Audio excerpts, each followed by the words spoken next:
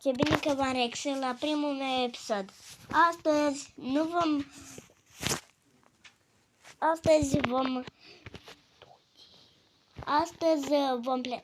vom juca Among Us. Primul meu episod, ne activez lucruri.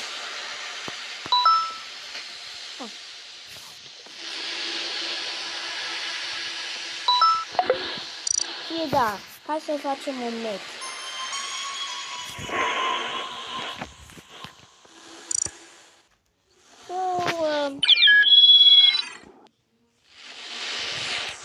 Prietenul meu a plecat la mine în cameră.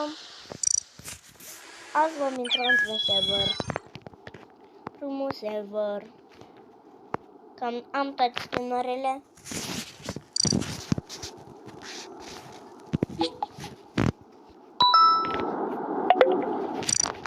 Și da, vom face un nou videoclip. Hai să dăm startul. Am dat startul. Hai să facem un meci. Dar nu uitați. Impostorul a ieșit. Winner, guys. Winner. Guys. Voi ieși. Pentru că ăsta fac. Haideți, intrați. Sper că v-a plăcut acest minunat episod și ne vom vedea data viitoare. Dar nu uitați, apăsați butonul de like și abonați-vă. Ia du-te la poze, te rog. Vrei să vezi ceva? Bine. Mulțumesc. Și aștept să se încarce. Aici să apară.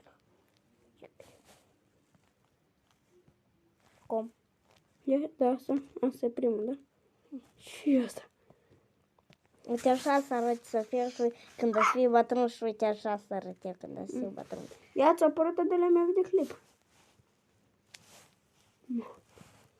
Nu știu, nu știu. Apără toată.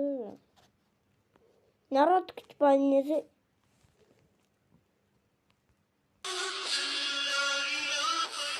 Știi la început.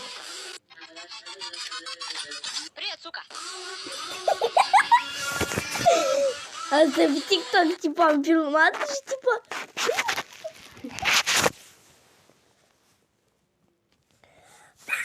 Bă, stai un pic, stai. Da, ce? Bă, bla, bla, bla.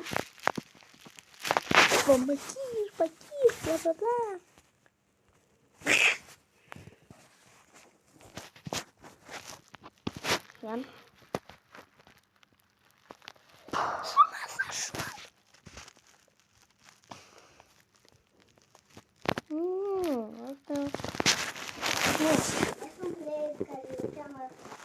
Care le cheamă Răzvan Crăciun. Dar nu mă știu ce scrie. Pe internet. Răzvan Crăciun. Dar nu scrie, nu așa scrie. Acum. Da. Ce spune? Dar nu zic. Vreau să mă l-a trecut. Haide.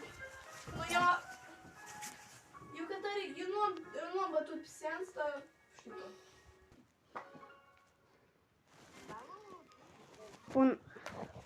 Am vrut să-mi pun poză.